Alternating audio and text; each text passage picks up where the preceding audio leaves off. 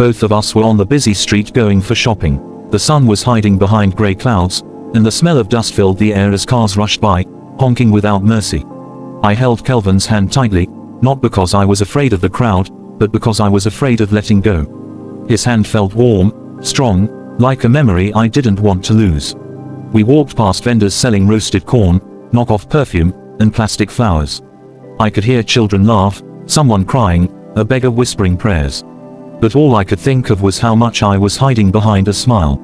Kelvin didn't know everything, no one really did, because I am the principal's daughter, and I know everyone's secrets.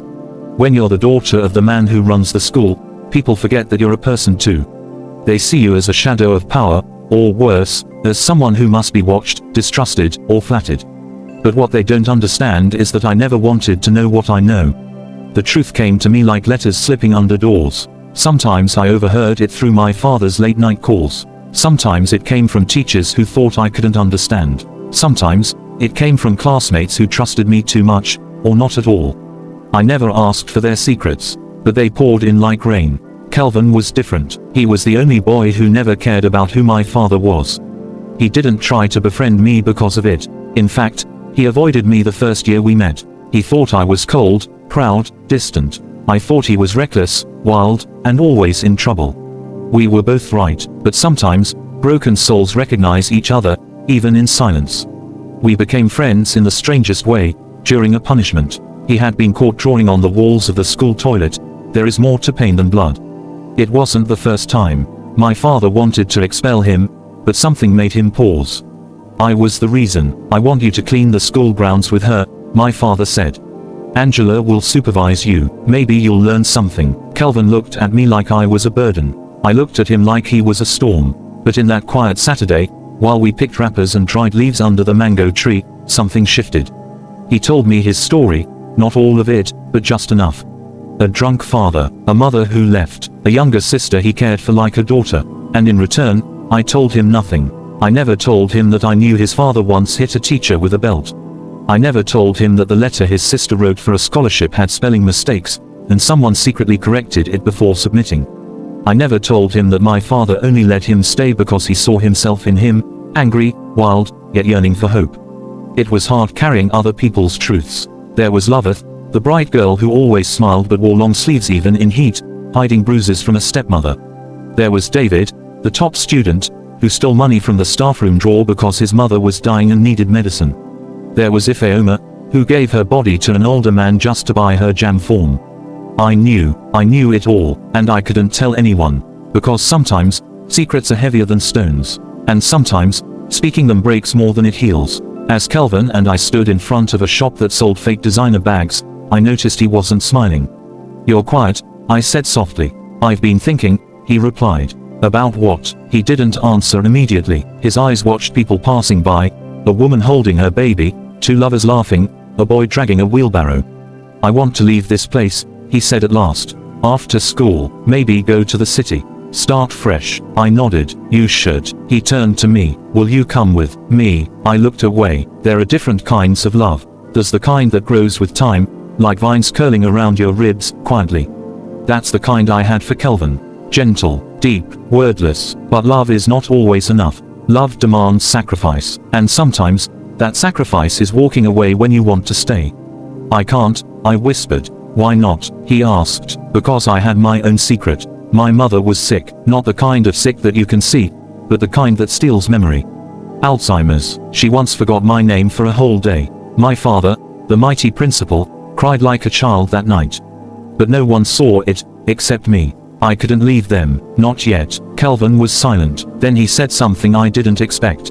"I think I love you." The words felt like warm water on my skin. Soft, healing, dangerous. "I know," I replied. "I think I love you too." We didn't hold hands after that. We just kept walking, in silence, among the crowd, each carrying a weight we didn't have names for. The last time I saw Kelvin was a rainy Tuesday. He had been called to the principal's office again, not because he was in trouble, but because he had won a writing competition.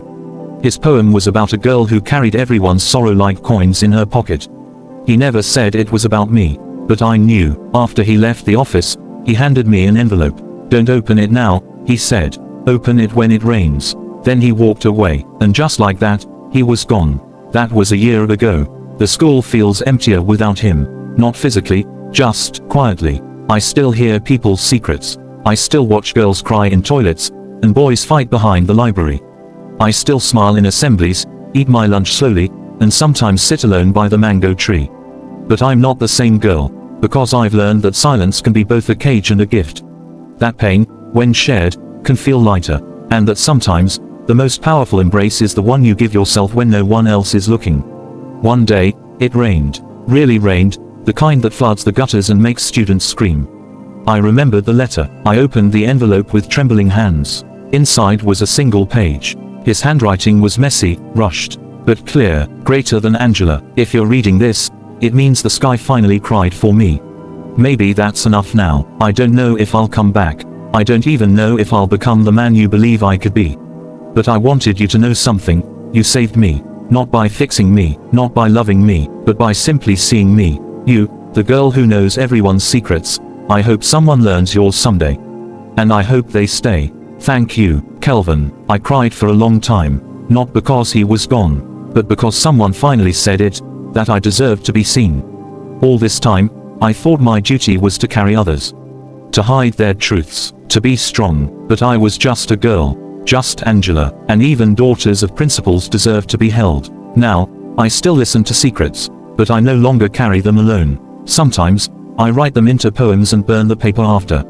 Sometimes, I whisper them to the mango tree. And sometimes, when it rains, I imagine Kelvin walking through the mist, a bag on his shoulder, a new name in a new city. I imagine him smiling. I imagine him free, a reflection of love, sacrifice, pain, and the power of embrace. Love is not always loud. Sometimes it is found in quiet walks, soft words, and letters never sent.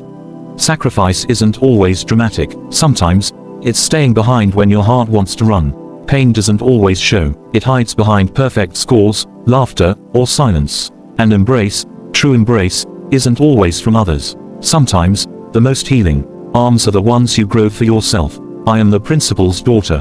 I know everyone's secrets, but for once, I've started to share mine. And in doing so, I am learning how to live.